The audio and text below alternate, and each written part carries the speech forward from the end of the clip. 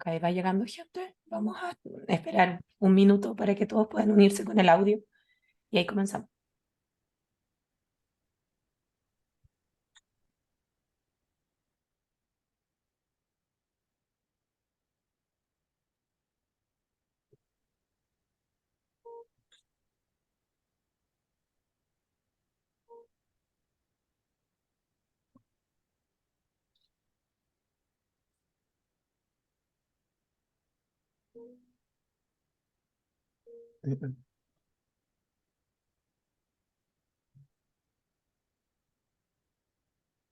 Ya, vamos a comenzar entonces y les quiero dar la bienvenida a todas, a todos, a todes. Primero también pedirles disculpas, estoy un poco resfriada. Espero que mi voz sirva para comunicar lo suficiente por un momento. Quiero presentarme primero.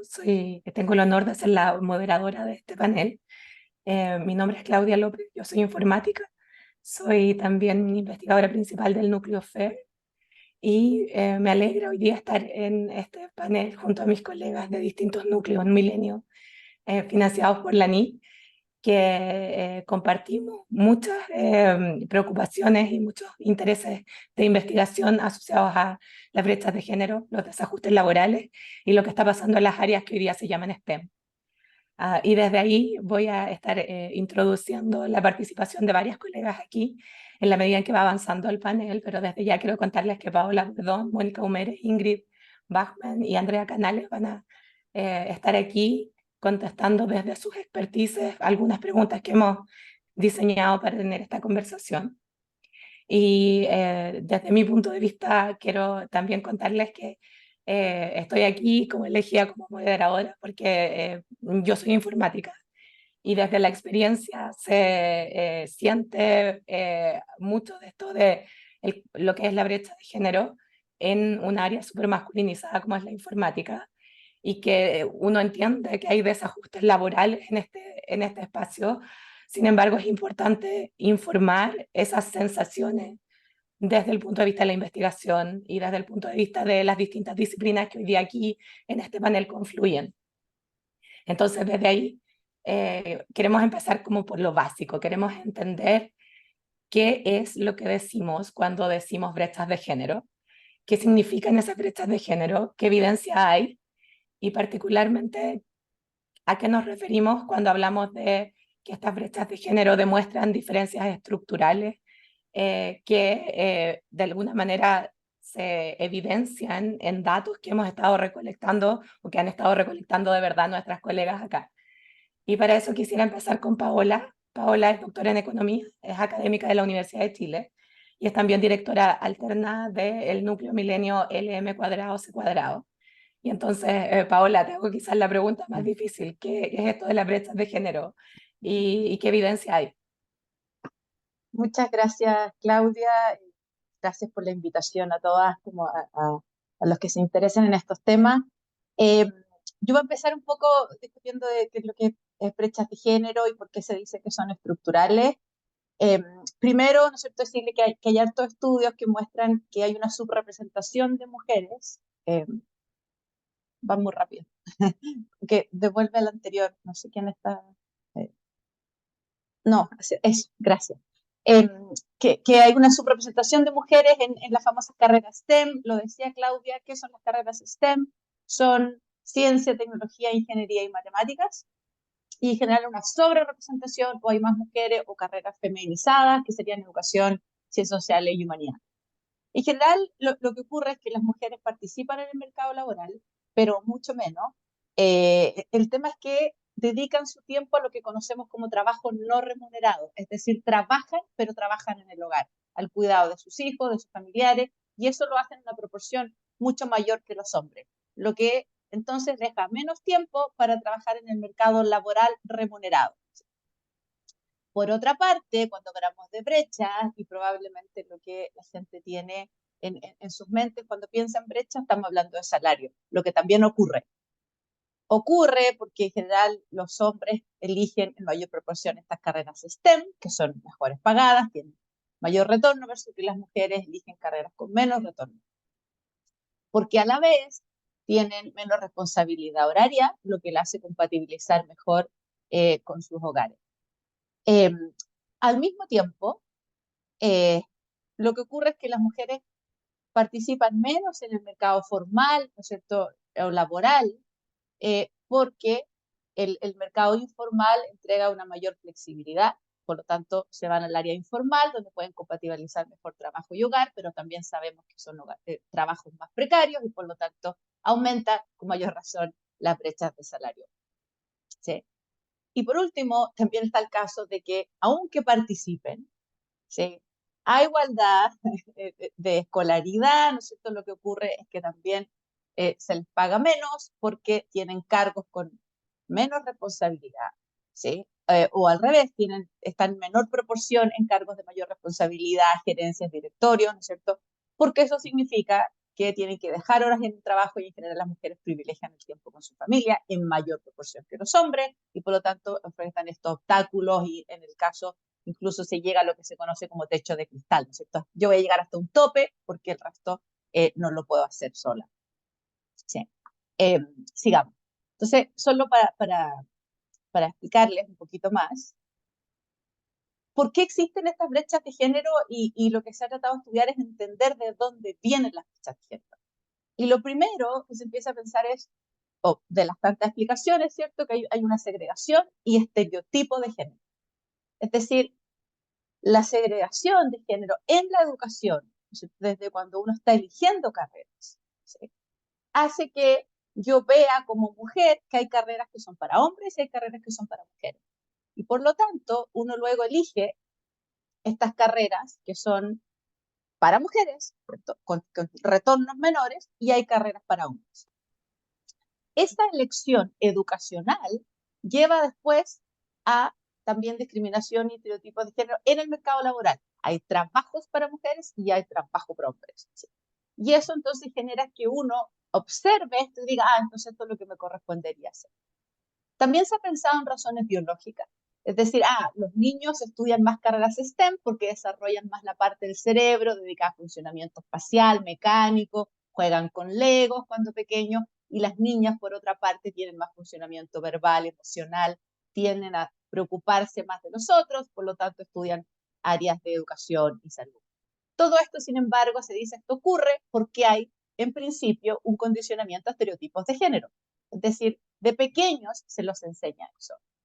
También está lo que también se conoce como aversión al riesgo, confianza en uno mismo, autoconfianza y actitud hacia la competencia. Es decir, las mujeres tienden a ser más reacias al riesgo que los hombres, toman menos riesgo, se alejan más de la competencia. Hay varias evidencias de eso respecto a experimentos donde muestran que efectivamente las mujeres tienen menor confianza y por lo tanto se alejan a carreras y luego trabajos donde la exigencia en términos de competencia es un poco mayor y en general esas son las carreras STEM. Y también se ha pensado en incentivos económicos, es decir, hay preferencias y gustos donde las mujeres le dan mayor importancia a los beneficios no pecuniarios versus los hombres, que lo que importa es el salario, ¿cierto?, en vez de otros beneficios, y por lo tanto tienen más incentivo a estudiar los hombres carreras STEM versus las mujeres. También hay harta evidencia ahí de elecciones de carreras, ¿sí? Entonces, estamos viendo todo esto. Por lo tanto, las elecciones o brechas, desde cuando uno lo crían con estereotipos de género, de elección de carrera y luego de elección de trabajo, hacen que uno lo llame que esto sea una cosa estructural. Esto no se va a cambiar de un día para otro si no hacemos nada. Siguiente, por favor. Entonces, bueno, una de las cosas en que hay evidencia de lo que yo he trabajado junto con la Catalina Calas y la Alejandra Misala, tiene que ver con las elecciones y brechas de género en educación superior cuando se elige carrera. Y nosotros tendríamos a pensar que quizás el sistema de elección es vía pruebas de elección, ¿cierto?, puede ser perjudicial a las mujeres. Y una de las cosas que mostramos es que más allá de la prueba, las mujeres no postulan a carreras STEM. Si se fijan, termino en 30 segundos, las mujeres eligen menos, si se fijan, ingeniería, 24%, pero una vez que entran al sistema, incluso es mayor. Es decir, No necesariamente tiene que ver con el proceso de elección, pero el problema es la elección inicial. Dejo hasta acá para que sigamos entendiendo un poquito de esta historia. Gracias, Paola.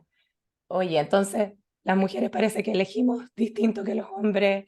Esto tiene que ver con muchos distintos aspectos que tienen relación a lo que esperamos nosotras mismas de nosotras, lo que, cómo nos adecuamos a nuestra, como tiempo para nuestra familia, etcétera. Y entonces ahora le quiero preguntar a la Mónica, esto parece que pasará en un contexto social que explica o que de alguna manera nos influencia para tener estos números al final del día.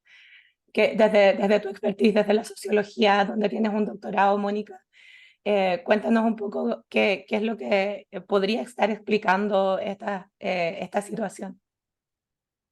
Gracias, Claudia. Sí, yo solamente quería hacer algunos puntos históricos a partir de dos lecturas que son las que yo tenía en la diapositiva. En el fondo no necesito cambiar mucho de imágenes, sino que ahí están las referencias de lo que yo les voy a compartir en un resumen muy acotado. Nada, quería compartir entonces, ya para situarnos históricamente, que durante la Edad Media sabemos que la religión, la ciencia y la filosofía estaban profundamente unidas. El saber se concentraba casi exclusivamente en los conventos, en ellos, pero solo ahí las mujeres tenían la oportunidad entonces de estudiar, aunque fueran vistas, incluso hoy todavía, como indignas de ejercer el sacerdocio, ¿cierto? Después, fuera del convento, el conocimiento era considerado peligroso para las mujeres y un signo de la presencia del demonio. Algunas, sin embargo, lograron destacarse como filósofas, matemáticas o astrónomas, pero eran excepciones, ya que se mantenía a las mujeres en la ignorancia. Un caso notable, y siempre se ha hecho la historia a partir de estas excepciones, fue el de Hipatia, directora de la Biblioteca de Alejandría, que tuvo varios discípulos en su escuela de filosofía y escribió tratados de astronomía y matemáticas. Pero lejos de ser premiada por eso, tuvo un final trágico y murió en el año 415, lapidada por una multitud cristiana acusada de conspirar contra un obispo. Más adelante, con el comienzo de la Inquisición, se persigue y se elimina de manera muy cruel a miles de mujeres.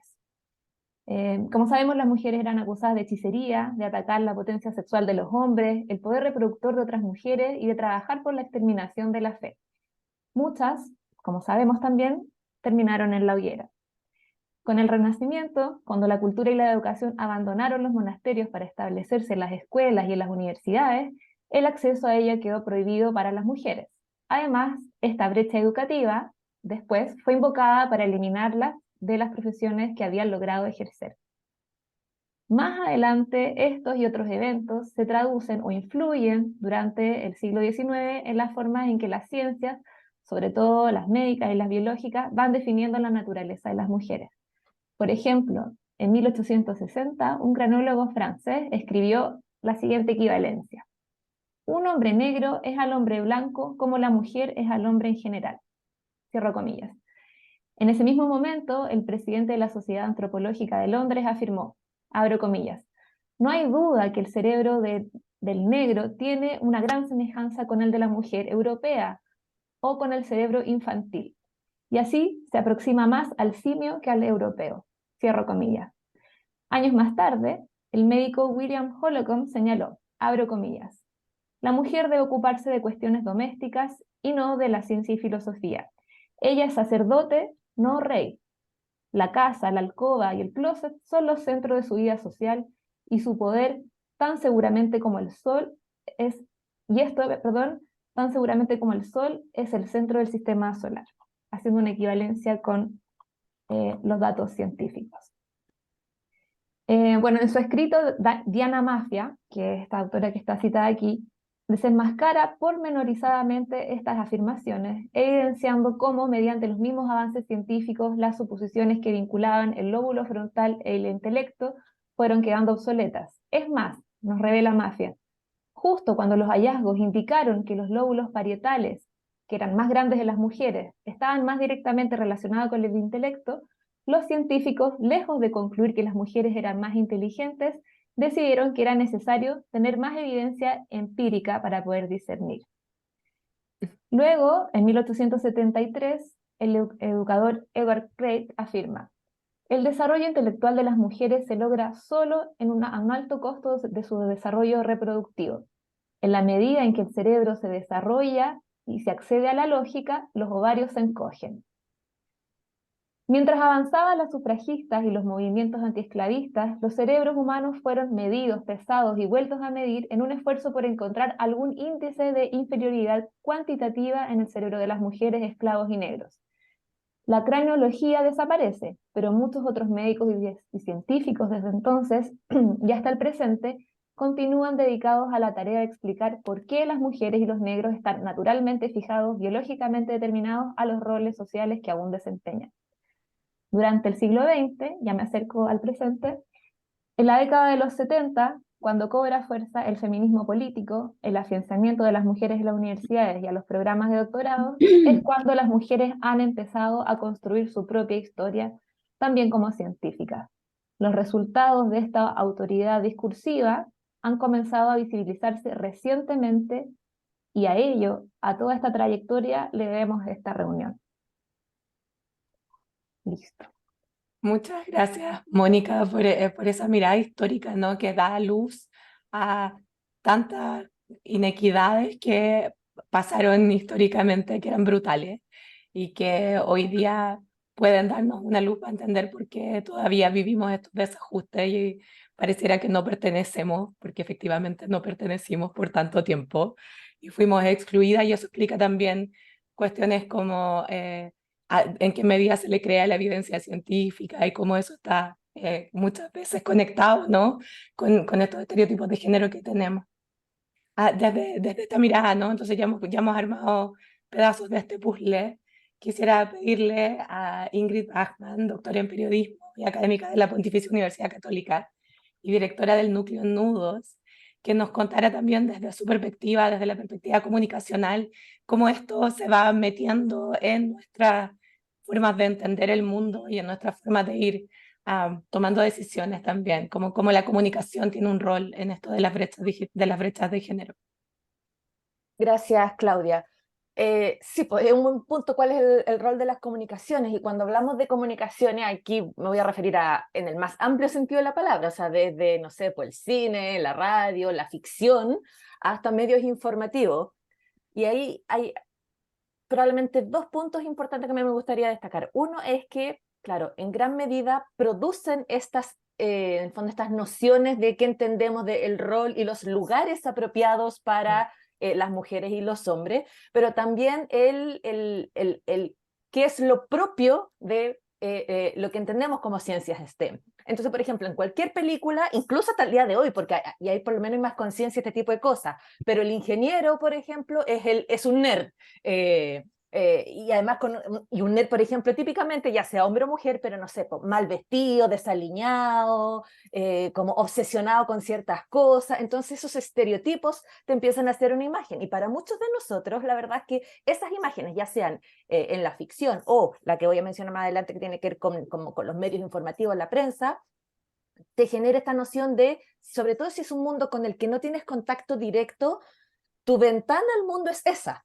Entonces tú imaginas, a ver, pero es que yo no quiero ser nerd, yo no quiero ser desaliñada, yo no quiero ser ese tipo de persona. Entonces tú dices, no es el espacio en que te sientes representada, y empiezas a ver ay, pero es que a mí en realidad me gusta trabajar con los niños. Entonces, pero mira, es que yo soy maternal, todo el mundo me dice, entonces en una vez la educación de párvula es lo mío, por ponerte un ejemplo muy, muy simple. Entonces esa normalización de qué significa cada carrera, y probablemente si le pregunto a cualquier ingeniero, a alguien que haga, no sé, astronomía, a ti misma, probablemente te das cuenta de que la gente con la que tú trabajas es muy distinta a cómo suele aparecer en películas, en cine, en libros. Entonces, primero hay una cosa como de visibilización, que hay un tema importante. Y el segundo ya es con el ámbito de la representación ya en medios informativos, en lo que yo llamo no ficción, cuando se trata de representar la realidad supuestamente como tal es. Hay un dicho feminista que suele decir, no puedo ser lo que no veo. Y el problema es que en estas disciplinas las mujeres están muy, muy invisibilizadas. No hablamos de ellas, no existen, o las relegamos primero a madres, o a roles domésticos, o a ignoradas. Piensa, por ejemplo, en el rol que históricamente hablamos hasta el día de hoy. Seguimos hablando de una mujer que ganó 2 Nobeles como Madame Curie. Ni siquiera Marie, ni siquiera le decimos el nombre de pila, Marie, sino que es Madame, la esposa del señor Curie. o lo ignorado que tenemos a, no sé, Rosalind Franklin y su rol en, digamos, la doble hélice del ADN. Pero abre cualquier página de diarios, las páginas científicas, o incluso de otros temas, y en general no salen mujeres hablando de ciencia, de tecnología como expertas.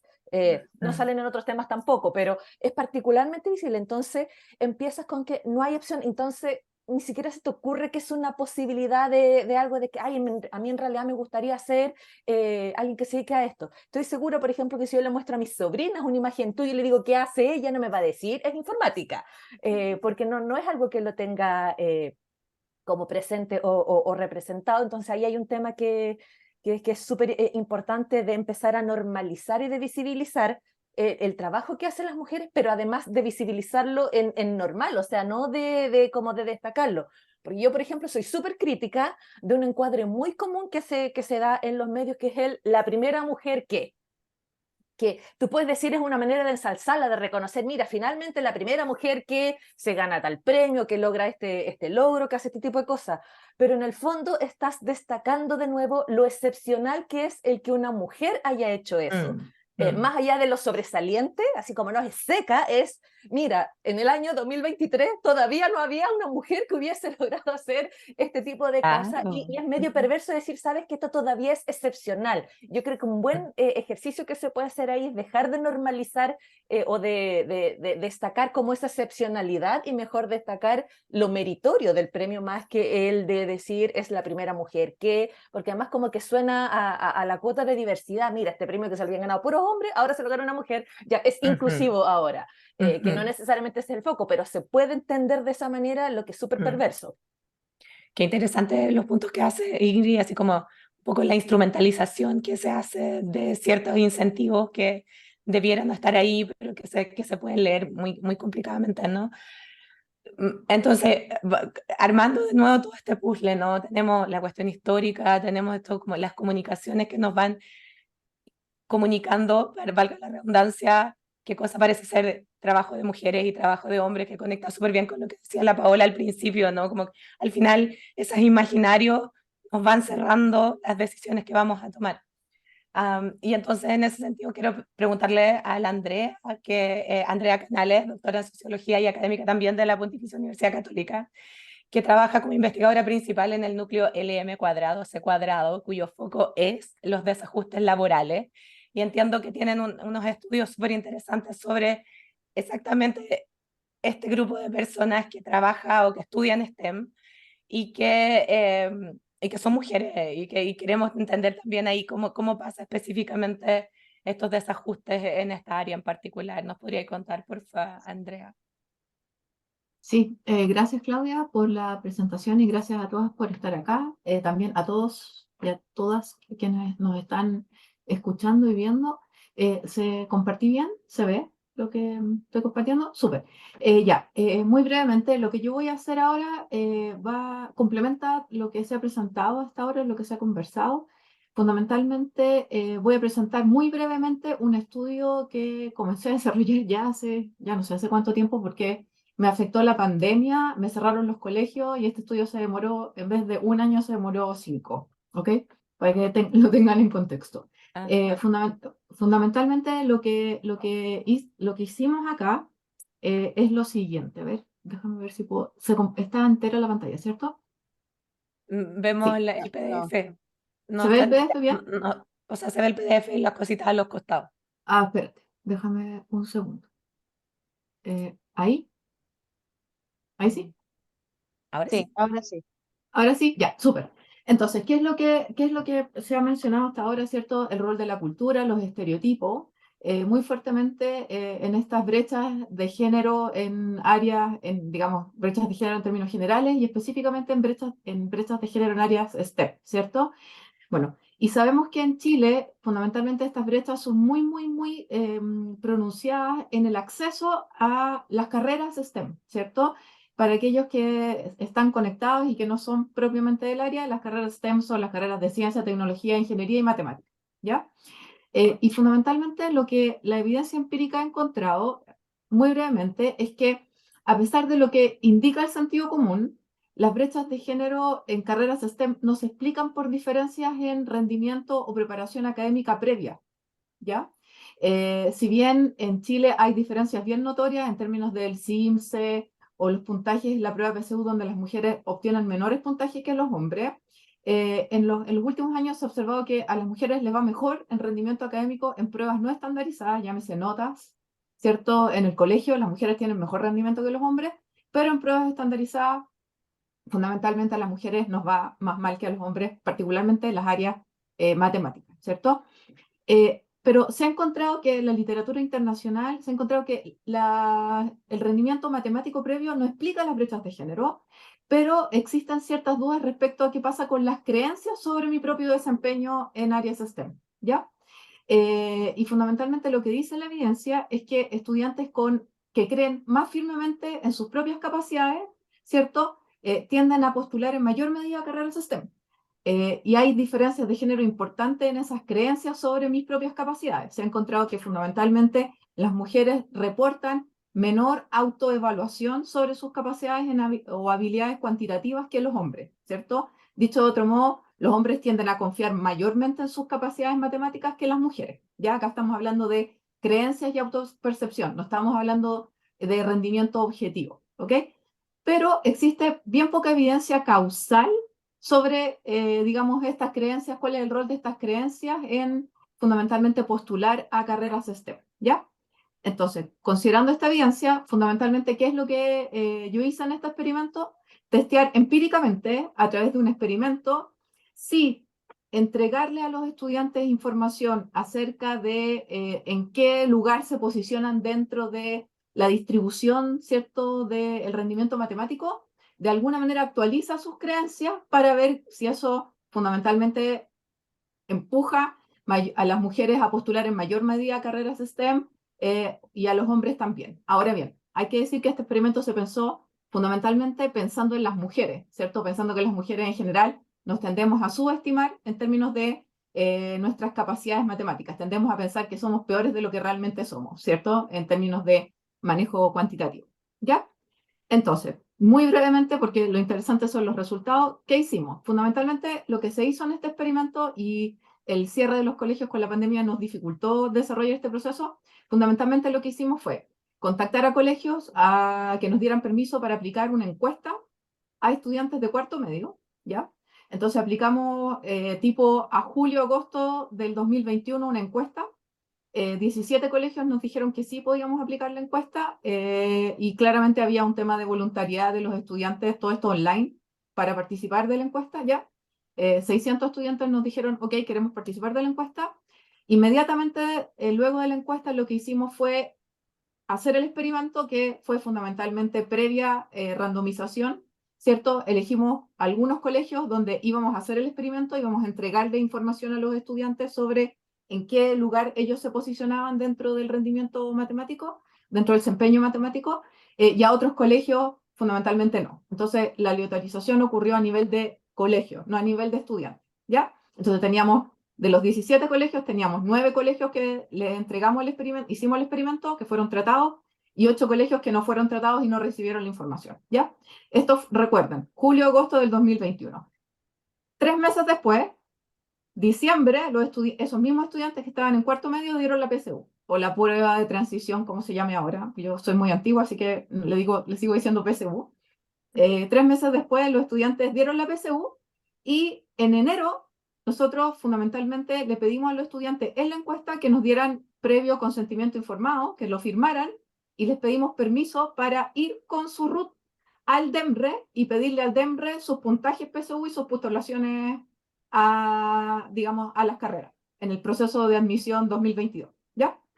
Bueno, ¿qué pasó? Fundamentalmente no sabíamos, los datos de DEMRE estaban con embargo, así que lo obtuvimos un año después. O sea, no contentos con el cierre de los colegios, tuvimos que esperar hasta finales del 2022 para obtener los datos. Bueno, pero esto va a ser la investigación. Ok, ¿de qué se trataba el experimento? Fundamentalmente nosotros le mostramos esta figura a todos los estudiantes de cuarto medio. Y le dijimos, díganos dónde creen ustedes que están posicionados dentro de esta curva, ¿ya? Asumiendo que el 1 eran las notas más bajas y que el 6 eran las notas más altas. ¿Ya? Esta fue la mejor forma, recuerden, online que teníamos, que pensamos que teníamos para decirle a los estudiantes, díganos dónde están posicionados. Y junto con eso le preguntamos a los estudiantes, díganos, en una escala de 0 a 100, ¿están más cercanos al 100 o están más cercanos al 0 en términos de sus notas? ¿Ya? De sus notas de promedio matemático. ¿Ya? Ok. Entonces, en el experimento lo que hicimos fue, considerando la nota autodeclarada del estudiante, fundamentalmente nosotros construimos una distribución de notas de todos los mejores cuartos medios de los colegios, de los mejores colegios PSU de Chile, y les dijimos a los estudiantes, ok, con tu promedio tú estás mejor que tal porcentaje de los estudiantes de tu corte, o tú estás tan bien como tal promedio de los estudiantes de tu corte. ¿Se entiende más o menos el experimento? ¿Ya? Entonces, fundamentalmente acá le dijimos, tú estás acá, ¿sí? Tú estás acá en el 11% si tenía un promedio 6.2, está dentro del 11% mejor, ¿cierto?, de la distribución de la corte, ¿ya? Ok, entonces, ese fue el experimento, esa fue la información que nosotros le dimos a los estudiantes de los colegios tratados, ¿ya? ¿Y qué es lo que queríamos observar? Queríamos observar, sí, fundamentalmente, a partir de la entrega de esta provisión de información, nosotros cambiamos las creencias que los estudiantes tenían sobre su propio desempeño matemático, ¿sí? Y si a partir de cambiar estas creencias, fundamentalmente cambiaban sus preferencias de postulación. Algo que no dije por lo rápido de la exposición, fundamentalmente en la encuesta nosotros le preguntamos a qué carreras pensaba postular, junio, julio, agosto de cuarto medio, y luego nosotros queríamos contrastar efectivamente con la postulación que hizo post-PSU, los estudiantes, ¿ya? ¿Y qué encontramos? Me voy a saltar toda la cosa técnica porque no tenemos tiempo. ¿Qué encontramos?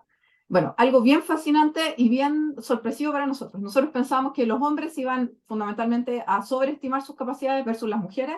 Ya les voy a mostrar cuáles son las diferencias, pero lo más interesante, una de las cosas más interesantes del estudio es que encontramos que la mayoría de la gente, acá lo que hacemos es comparar la percepción, ¿cierto? Donde el estudiante pensaba que estaba, respecto a donde realmente el estudiante está en base a esta construcción, a esta distribución que nosotros construimos.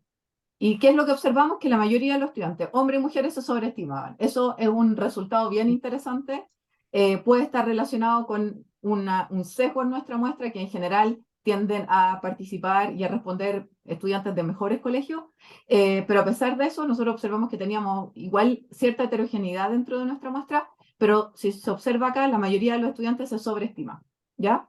Y luego, respecto a digamos, fundamentalmente a la distribución real, hay algunas mínimas diferencias, y estos casos de acá, digamos, finitos que se observan acá, hay gente que no tenía ninguna relación lo que dijo que dónde se encontraba respecto a su distribución real.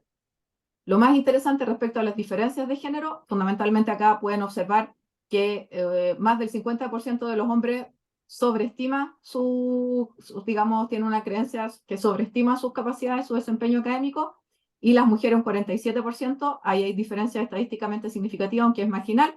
Y en términos de bajo estimarse, hay una mayor proporción de mujeres que ¿cómo digo en castellano bajo estiman? Se subestiman, perdón. Se subestiman respecto a una proporción menor de hombres, ¿cierto? Ahí es donde observamos las mayores diferencias porcentuales, ¿ok?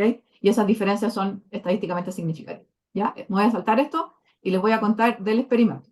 ¿Qué es lo que encontramos? Entonces, recuerden, ¿cuál era el mecanismo que estábamos testeando? Nosotros le entregamos información sobre dónde realmente se encontraban en la distribución, y nuestra creencia era fundamentalmente ver si, afectando las creencias sobre su propio desempeño de los estudiantes, eso podía variar, ¿cierto? Aumentar la proporción de mujeres u hombres que elegían carreras STEM. ¿Qué es lo que encontramos? Algo bien poco esperado. Encontramos que fundamentalmente el experimento afectó a los hombres y no a las mujeres. A las mujeres no hay cómo cambiarle las creencias, cosa que es bien impresionante, pero a los hombres sí, ¿ya? Y contrario a la evidencia, encontramos que no afectábamos a los hombres que se sobreestimaban, sino que a los hombres que se subestimaban y a los hombres que fundamentalmente tenían una estimación, digamos, precisa respecto a su posición dentro de la distribución del desempeño, ¿sí? Pero a las mujeres no pasa nada, ¿ok? Ahora, estamos en etapas bien iniciales de análisis de resultados, así que esto tiene un proceso, digamos, un poco más largo en términos de los resultados a los que vamos a llegar. Pero, ¿qué podemos decir al respecto? Así muy brevemente para finalizar, es que fundamentalmente esta intervención, recuerde, se hizo en cuarto medio. ¿Cuál es fundamentalmente mi observación, como mi conclusión inicial respecto a estos resultados muy parciales, muy iniciales? Es que cambiar preferencia es muy difícil y cambiar preferencia a partir de entrega de información y en cuarto medio es muy tardío. Esa es mi principal conclusión a estas alturas. Pienso que quizás es muy probable que si nosotros hiciéramos el experimento en segundo medio, por ejemplo, cuando las mujeres y hombres tienen que elegir qué track seguir, si elijo el científico, el matemático, decisiones de ese tipo, quizás dar información en ese momento pudiera tener mayores consecuencias y mayor impacto que hacerlo en cuarto medio, que por los resultados que estamos viendo es muy tardío. Ahora, el otro resultado que me parece interesante destacar es fundamentalmente el hecho de que afectamos a los hombres, pero no a las mujeres, ¿sí? Entonces es interesante tratar de entender por qué a los hombres y por qué no a las mujeres, por qué las creencias de las mujeres son tan firmes en términos de sus creencias sobre sus propias capacidades versus a los hombres, de alguna manera eso puede relativamente cambiar. Ahora, lo que no mostré y encontramos también es que fundamentalmente cambiar las preferencias previas, es decir, yo quiero estudiar esta carrera y la comparación que hicimos posteriormente con las postulaciones, no vimos cambios en términos de las preferencias, ¿sí? Entonces, sí pudimos cambiar creencias, pero no pudimos cambiar preferencias, ¿sí? Y ese es un resultado bien interesante y bien distintivo respecto a lo que hemos visto previamente en la literatura internacional. Ya, espero no haberme excedido mucho en el tiempo. Gracias. Te he visto un poquito, pero me voy a dar Está muteada, Claudia, creo. No te No. escucho. ¿Aló? ¿Me están escuchando Sí, ahora? sí. Ahora sí, Sí. ya. Estamos un poco atrasados con el panel, pero súper interesantes las intervenciones de las colegas, así es que vamos a ir ganando tiempo en lo que queda del panel. Por ahí hicieron una intervención de sugerir también hacer experimentos como estos en la enseñanza básica, ¿no? Como pensando en esta Sí. idea de que quizás en cuarto medio es tan tarde, dado a la luz de los resultados del estudio que tienen. Oye, a la audiencia, si es que tienen ganas de hacer una pregunta, se las vamos a agradecer aquí, aquí en el chat. Y yo también tengo unas preguntas como de backup, por si acaso nadie quiere hacer una pregunta desde la audiencia. Ahí la Mónica también sugiere intervenir las familias, ¿no? Que también deben tener un impacto súper importante en la decisión de los y las estudiantes. Viendo que no hay ninguna pregunta por ahí, voy a avanzar entonces con las preguntas que tengo. La Tere tiene una pregunta. Tere, si quieres, abre tu micrófono nomás. Ya, sé que es un poco largo escribir. No, dale, Gracias. dale. Me parece fascinante todo lo que han ido, o sea, cómo se fueron concatenando todas las presentaciones. Les quiero agradecer muchísimo. Me pareció fascinante todo lo que fueron contando. Hay uno de los temas que yo debo reconocer como mi propio sesgo, porque uno de los temas en los que está, una de las preguntas que tengo actual con una investigación que estamos llevando a cabo, pero quería como aprovechar de tenerlas todas ustedes para ver qué es lo que piensan o qué es lo que se han encontrado en la literatura que a lo mejor yo todavía no lo he visto, en términos de las composiciones, o sea, en términos como de los roles socializadores, ¿ya? Ya, la Mónica hablaba de la familia, pero en términos, por ejemplo, de las composiciones de los cursos o de los cursos de tecnología o matemática, cuando si hay mayor proporción de mujeres o de hombres, o tener un rol socializador de una profesora que haga STEM, etcétera, si eso debiera afectar y en qué direcciones debiera afectar estas posibles creencias y después comportamiento, que claramente Andrea es lo más difícil de cambiar, obvio. Entonces, eso les quería preguntar, no sé si alguien, la Paola o la Andrea, o no sé, en términos de composiciones, o la Mónica. La Andrea levantó la mano antes, parece. Paola, después Sí. va a decir. Ya. Sí, es que es un estudio que hizo la Paola, entonces mejor que Sí. hable ella, pero Sí. eso quería mencionar. No, solo un comentario breve respecto a una pregunta del chat, para no dejar digamos, abiertas las preguntas del chat. Es que decía que intervenir en educación básica sería maravilloso, pero no le explico los problemas que tuvimos con el comité de ética. Acá todo esto es aplicación de instrumentos en colegio, son menores de edad, hay que pedirle permiso al colegio, a los padres. O sea, menos mal que eran estudiantes de 17 años, porque si hubieran sido de educación básica, o sea, no sé si pudiera haber hecho el experimento. Entonces ahí hay un desafío, digamos, no menor en términos de recoger información, ¿sí? Eso, ahora le doy la palabra a la Paula. Gracias. Bueno, gracias, Tere, por tu pregunta. Nosotros hacemos un estudio justamente, a ver, en educación técnica específicamente, con la Paola Sevilla y la María Fernanda Ramírez, y lo que miramos fueron 11 cohortes de colegio en Chile, y vemos si el efecto de tener una profesora mujer en una carrera STEM, ¿cierto?, en la permanencia después en STEM en educación superior. Y justamente lo que tratamos de mirar es si, dado todo el resto, dado el CIMSE, dado el nivel de estudio de los padres. Y entonces, claro, una de las cosas que la literatura dice es que la composición importa, es decir, si yo veo más compañeras, ¿sí?, uno ve que el efecto de la profesora es menor. Nosotros encontramos eso, porque el efecto es a través de mis compañeras. Si es que yo tengo menos compañeras mujeres, el rol de la profesora es mayor. ¿Sí? Lo Porque entiendo, yo veo sneak el rol de peek. género. Bueno, el primer Exacto. sneak peek que te puedo dar es que ya nos dieron el tip de Ay, que disculpa, los Pabla. bailarines, la crew, está todo acá. Hay que mutear a la Pabla, Sí. yo no puedo. Eso, Ahí está, ya, gracias. perdón. Entonces, efectivamente, fíjate, y lo otro que teníamos que testear era tamaño de sala, porque si uno tiene salas grandes, el rol de la profesora, como el role model es más relevante. Si los tamaños son menores, entonces hay más interacción profesor-alumno. No necesariamente es el rol de género.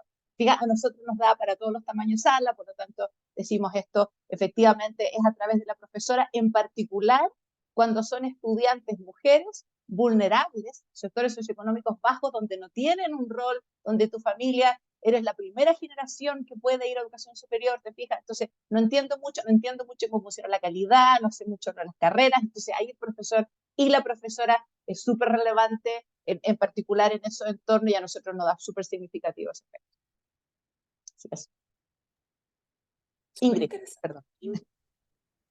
Sí, yo quería en el fondo destacar de nuevo que esto se empalma con lo que dije al principio, es lo relevante de tener esos referentes, eso de ver casos, de conocerlos, porque la socialización que se nos da a través de la escuela, de la familia, de los medios, constantemente te envía un mensaje distinto. Entonces, cuando ves estas alternativas, se te hace realidad de es posible. No digo que todas estas personas van a terminar haciendo eso, pero ese rol de ese referente, que entre paréntesis se ve también en otros ámbitos, por ejemplo, en deporte, en arte, pero esa idea de tener ese referente, un buen referente, es clave, razón por la cual, insisto, que es importante también relevar esos trabajos de mujeres para hacerlos más reales, y relevarlos no de nuevo en una lógica de la primera que, sino que de normalizar. ¿Sabes? Que estas son cosas que hacen mujeres tan bien como lo hace cualquier otra persona.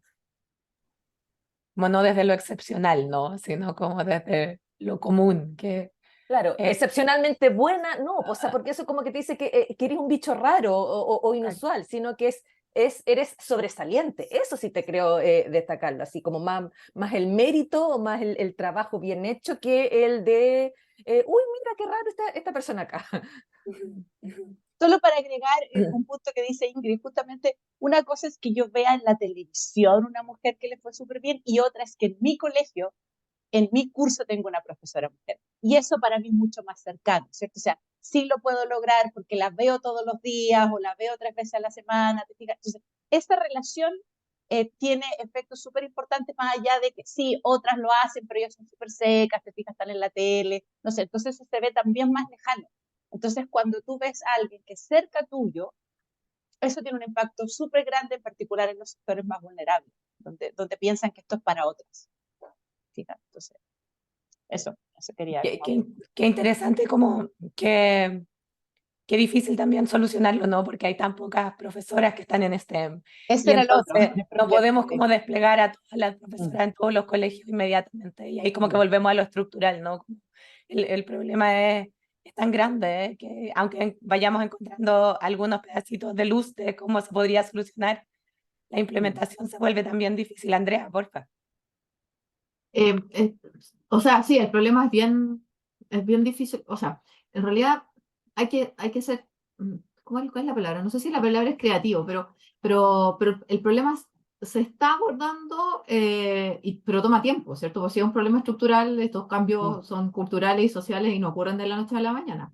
Se están haciendo cosas, fundamentalmente nosotros también con la Paula hemos estado estudiando qué pasa con las mujeres que entran a carreras STEM, si desertan más. Hay una teoría y hay una hipótesis que se llama la hipótesis de la cañería. Imagínense cuando la cañería se rompen y empieza a gotear, la cañería que gotea. Exacto, de leaky pipeline se llama para efectos de STEM. Y la evidencia dice que en el mundo, que en realidad es Estados Unidos, donde está toda la evidencia empírica, fundamentalmente en Estados Unidos dice que hay un leaky pipeline, ¿ya? O sea, las mujeres que, si es que ingresan, o sea, tienen que tomar la decisión, ingresan a la universidad, se caen, ingresan en menor medida a las carreras STEM y después hay muchas dificultades para el progreso de las mujeres dentro de la carrera académica y profesional en STEM, ¿sí? Y nosotros testeamos en una sección esa hipótesis con Paola y también con Viviana Salinas, trabajando con datos de 2 cortes para Chile, cortes más antiguos, y encontramos que las mujeres que entraban a carreras STEM no desertaban de las carreras STEM y no había diferencia de género entre hombres y mujeres cuando, digamos, condicional a que la mujer ingrese a la carrera STEM. Entonces, ese resultado es bien llamativo, porque de alguna manera cuestiona esto que dice el sentido común de que, digamos, las mujeres se van cayendo de a poco, la cañería gotea, ¿cierto? En la medida que van avanzando y van progresando dentro de sus carreras. Nosotros encontramos que al menos en términos de educación superior, ese no era el caso, ¿sí? Lo que de alguna manera también reafirma esta idea de que ha habido un proceso, digamos, de cambio cultural muy significativo en términos de que para las mujeres el logro educativo es demasiado importante y no tanto así para los hombres. Entonces, en educación escolar y en educación superior, hoy día uno observa que los datos en el mundo dicen que las mujeres desertamos menos que los hombres y finalizamos en mayor medida nuestros estudios que los hombres y finalizamos nuestros estudios en mayor medida en menor tiempo que los hombres. O sea, nos graduamos más, nos titulamos más y en menor tiempo, ¿ya? Y en áreas STEM, para el caso de Chile, no observamos esas diferencias de género. Ahora, la gran pregunta es, ¿qué pasa cuando esas mujeres egresan de STEM? ¿Qué, de alguna manera, qué apoyos existen para que puedan proseguir estudios, ¿cierto?, de doctorado o postdoctorales en carreras STEM, en términos de su inserción y en términos fundamentalmente luego de progresar ya dentro de una carrera académica dentro de STEM? La evidencia indica que ahí fundamentalmente sí la cañería ahí gotea, ¿cierto? Y que ahí hay problemas graves en la medida que se va avanzando, digamos, a niveles superiores, más altos de la jerarquía, dentro de la profesión, digamos, dentro de la academia y dentro también de la industria tecnológica, ¿cierto? Todo lo que tiene relación con el desarrollo de ciencia y tecnología fuera de la academia, ¿sí? Claro.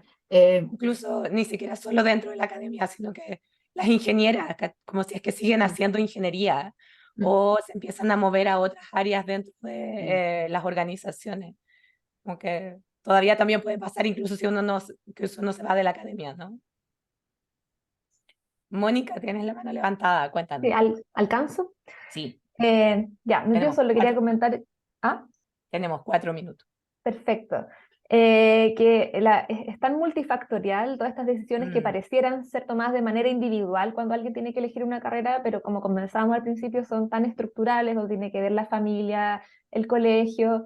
Yo no tengo un estudio tan brillante como el de Paola y Andrea, pero nada, o sea, entonces perdón lo particular del caso, pero yo me acuerdo, la mejor estudiante de mi generación, brillante, quería estudiar astronomía y los papás se dedicaron a decirle que no iba a poder ser mamá porque había que trabajar de noche, si era astrónoma, entonces desestimó la carrera y bueno, estudió otra cosa. Yo traía un caso acá también para mostrar cómo todas estas concepciones acerca del género están incrustadas en la tecnología, que por tiempo no alcancé, pero solo para mencionar un caso ilustrativo. Está el caso, por ejemplo, de las afeitadoras, ya que hace 80 años y durante mucho tiempo, por ejemplo, las eléctricas son muy diferentes para hombres y para mujeres. Las de los hombres se abren, se podían arreglar y limpiar, entendiendo que los hombres son capaces de entender y de intervenir la tecnología, y la de las mujeres, en cambio, son herméticas, no se podrían abrir, no se pueden limpiar, etcétera, porque se entiende que no entendemos nada de tecnología. Y así hay un montón de ejemplos muy interesantes en cómo la concepción de los roles de género se incrusta en la tecnología y también nos entrega mensajes y un guión. Hay un concepto de Madeline Ackridge que habla del guión en las tecnologías y que en el fondo modela nuestro comportamiento, ¿cierto? Nos hace actuar de determinadas maneras, entonces esas concepciones quedan incrustadas y a la vez son también socializantes, ya nos vamos construyendo de acuerdo a esas concepciones. Nada, dejo la palabra por si alguien más quiere decir algo más. Me acabas de romper el corazón con tu ejemplo. Oye, tenemos un comentario aquí que dice, es Caterina Agüero, y dice que son muy importantes los semilleros académicos con estudiantes destacadas en IES, que no estoy segura qué significa el acrónimo. Educación superior. Ya, Institución de gracias, educación muchas superior. gracias. Instituciones de educación superior, súper. Ingrid, por favor. Sí, es que a propósito de eso de los semilleros y lo que mencionabas hace un rato, las demás es a propósito de la continuidad profesional, porque además sabemos que muchos de estos espacios, en tanto espacio laboral, han sido históricamente muy hostiles para mujeres. O sea, desde tratándolas mal, desde acoso, todo tipo de temas. O sea, no sé si vieron hace un tiempo una entrevista a la reciente ganadora del Premio Nobel de Medicina, que contaba que el ex jefe se enojó tanto con ella cuando se cambió de universidad a otro laboratorio que hizo todo lo posible para que la deportaran. O sea, a ese nivel de, no, tú no te puedes ir a trabajar con otra persona. Entonces, imagínense ese tipo de cosas, de experiencia. Y precisamente la idea de los semilleros, de tener esos referentes también adentro, es clave, porque es suerte como de mentoría, pero también de apoyo. También se ha visto que es muy importante a la hora de normalizar y de visibilizar el trabajo que pueden hacer las mujeres en este tipo de espacios que históricamente hemos entendido con un cariz masculino exclusivamente. Claro. Andrea, oye, lo que voy a hacer es lo siguiente, empezamos 10 minutos tarde, voy a dar 5 minutos, ya en 5 minutos vamos a cerrar esto, porque hay un comentario y la Andrea quiere decir algo, entonces voy a leer esa pregunta y cada una puede decidir si habla o no, pero hablemos un minuto a lo más cada una, por favor. Andrea, dale, tienes tu minuto. Quiero pasar un aviso, ¿puedo? Es que nosotros tenemos un seminario internacional en diciembre en que tenemos una sesión especial sobre mujeres y STEM, al que están todos y todas invitadas. Bueno, el seminario es más bien sobre mujeres y desajustes laborales, ¿cierto? O género y desajustes laborales, más bien, no solamente mujeres. Entonces tenemos este seminario, el que va a ser ampliamente difundido por nuestras redes sociales del núcleo de LM2C2 al cuadrado de desajustes laborales, así que si les interesa este tema, tenemos una sesión especial sobre género y brechas de género en carreras STEM, en que vamos a participar, sorpresivamente yo y la Paola, y una profesora de Estados Unidos, por si les interesa, para que puedan asistir. Va a ser en el centro de extensión el 6 y 7 de diciembre. Así que estén atentas a nuestras redes sociales para que puedan inscribirse y participar. No tiene costo y es abierto a todo el mundo. Genial. Paola. Gracias. Sí, no, solo en un minuto. ¿Qué es lo que nosotros podemos hacer? Una de las cosas que a nosotros nos pasa en economía, que es casi STEM. Tenemos 20% mujeres y en ingeniería comercial es 50 y 50. Entonces, algo nos pasa ahí y vemos también que postulan menos mujeres y las ayudantes son menos mujeres. Y entonces uno ve y dice, no me postuló ninguna mujer. Y veo, y en la segunda mejor nota una mujer, pero no postula. Entonces lo que nosotros hacemos es que le escribimos a la alumna, no importa que sea la tercera y cuarta mejor nota, postula. Eso te hace, donde uno más aprende es enseñando. Y una vez que le das esa motivación, después va cambiando un poquito el equilibrio. Entonces son cosas que nosotros hemos tratado de promover dentro. Son cosas chicas, pero a los estudiantes de verdad le cambia la vida. Piensa, profe, que pensé que no me la podía. Ya te fijas, y entonces hizo mucho mejor ayudantes, son súper mateas, son súper buenas guías, en general están súper bien evaluadas. Lo que pasa es que no postulan. Entonces eso, como qué cosas uno puede hacer adentro, cosas que son chicas, pero pueden ser importantes. Tengo exactamente la misma experiencia en informática, como que nunca se autopostulan, como que, Sí. y hay que hacer el ejercicio de ir a buscarla. Sí. Sí. y después brillan, así muy interesante. Voy a leer la pregunta de Camila, dice, ¿cómo se podría indagar? Voy a leerla entera. Frente a la distribución dispar de mujeres dentro de carreras STEM, ¿cómo se podría indagar, o si se ha indagado, las influencias a nivel escolar sobre estas diferencias? Así que esa pregunta yo creo que es como para la Paula y la Andrea.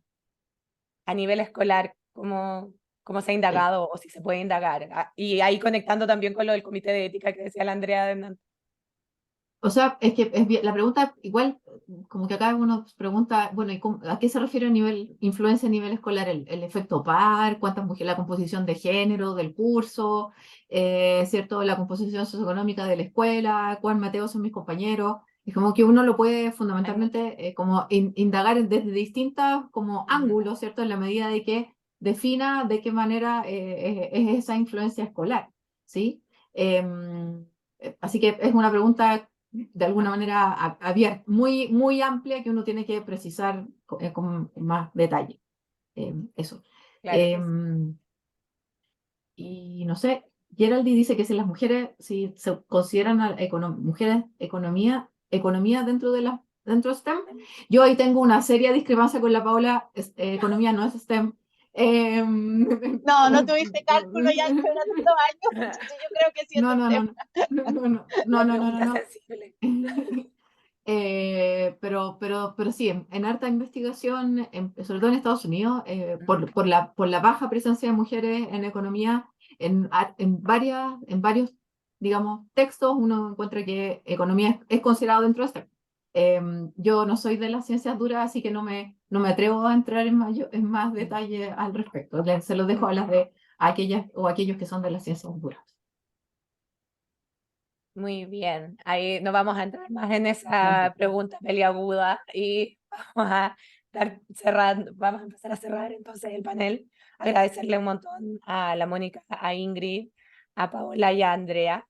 A irnos con esta idea de que hay desajustes, que tenemos evidencia, que sabemos que no es solamente la decisión de la persona, que eso está influenciado por muchas otras cosas que nos contaban por un lado la Mónica y la Ingrid, desde el punto de vista histórico, el punto de vista de las comunicaciones, pero que hay mucho trabajo por hacer también y que se pueden hacer algunas cosas para poder ir moviendo, ¿no? Este ajuste e irlo cambiando.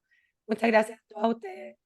Me voy con el corazón roto por la historia que nos contó la Mónica sobre las afeitadoras, porque esto del desajuste tiene implicancias, ¿no? Y eso es como lo más importante a la hora de tratar de como de ir cambiando los tipos de tecnología, los tipos de estudios que vamos haciendo, porque habemos más mujeres en esos lugares también. Así es que muchas gracias a toda harta gente, les dejo cariño y agradecimiento por haber compartido con nosotros sus conocimientos. Un abrazo y aplausos para ustedes. Perdónenme Gracias por por mi voz. organizar este panel. Muchas gracias. Muy Un bueno. abrazo, que estén muy bien. Chao. Gracias, abrazos, chao. Gracias, Chao. gracias a todas.